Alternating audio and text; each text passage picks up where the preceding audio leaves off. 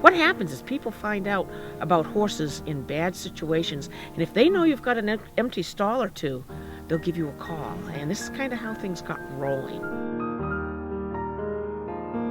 Actually, it's 12 years ago today that we moved up here, and we came up here with 4 horses. Most horses arrive at open gates malnourished, abused, neglected. They've seen the worst in people. Here, they see the best. One horse, and we've adopted her out since then.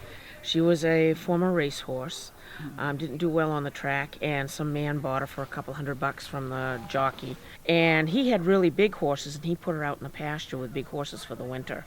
And they chased her away from the food all winter long, so when we got a hold of her in like April, rack of bones, thick fur, could barely stand up, wavered on her feet, and when the vet saw her and the farrier saw her, some not great words came out of their mouths because they were so stunned to see her. You could take your hand and put it around her neck like this.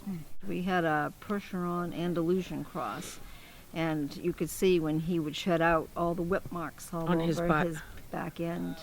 People, for some reason, have control issues that are out of control, and they take it out on the animals first, then children next, and I just hate that cycle. It's, you know...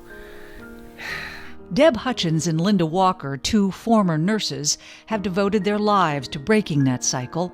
They're the first to tell you they couldn't do it alone. Once I volunteered, I did the first few myself, so to speak. It was a lot of work. So then my basketball buddies and a lot of people I work at Fairpoint with decided, they'd come in and help, and we've just been doing it ever since. It's been, like I said, a little over 2 years. I go very slowly with these guys.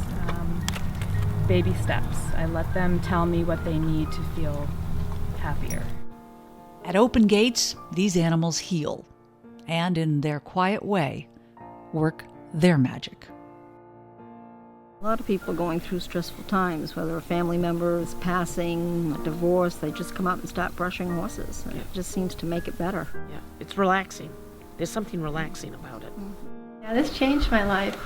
Kind of shy in school, so the horses, everything, made me more confident in myself. I've been here for 6 years, since I was in 6th grade. I basically grew up here. Colin Stansfield's all-time favorite was a quarter horse named Vandy, who arrived at open gates 6 years ago. Well, she was a 32-year-old grand champion cutting horse who was very, very disabled in the back end, very arthritic, very old. Basically came here just for a place to die, and we bonded. It was crazy. She was like my best friend. It was kind of like a love at first sight sort of thing. I was right there with her till the end until we had to put her down. So. And in the end, just before Vandy was buried, he made sure her head was resting on a pillow of hay. When you stop and think about it, it's like you feel you've done good. It's like of all the bad stuff that goes on, I'm making a difference. I'm doing something good in this world, I've always loved animals, and I've always liked the underdog a lot.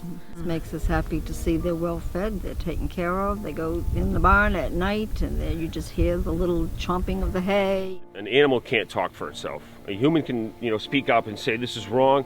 An animal can't. So somebody needs to have that voice for the animals, and that's what they do here. They do it with love and compassion and patience, and their lives are richer for it.